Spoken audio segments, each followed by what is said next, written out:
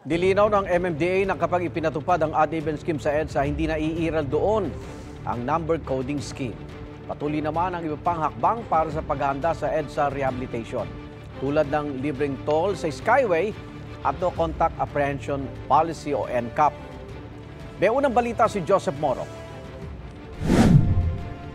Pinaplansya naman ng DOTR at ng San Miguel Corporation na nagpapatakbo ng Skyway kung paano gagawing libre ang toll fee. Habang ginagawa ang EDSA rebuild, pwede raw na palawigin ang concession agreement para hindi na magbayad ang gobyerno ng ililibreng toll fee sa loob ng 2 taon.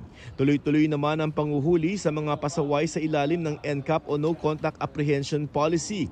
Sumusunod na sa kanilang lane ang mga motorista kaya umaasa ang MMDA na makatutulong ang NCAP sa pagbawas ng trapiko. Makikita natin na pag may nakatutok na CCTVs, marami nag-iingat at sumusunod sa batas trapiko.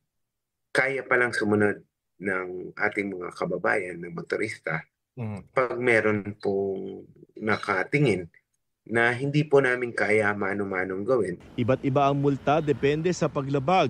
Kung mangangahas na lumabas sa linya at makukuha ng CCTV, 1,000 pesos ang multa sa first offense dahil disregarding traffic sign ito.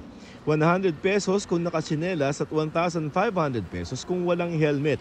Sa susunod na linggo, ilulunsad ng MMDA ang text alert at website para sa mas mabilis na pag-abiso sa mga mahuhuling motorista.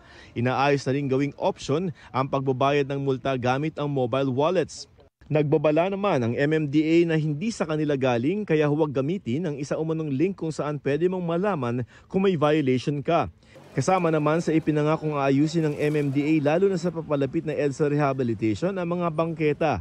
Inabutan ng mga tauhan ng MMDA Special Operations Group Task Force ang bangketa sa Pasay na kung hindi tinambakan ng mga basura, tinayuan ng tindahan, lotohan at lutuan.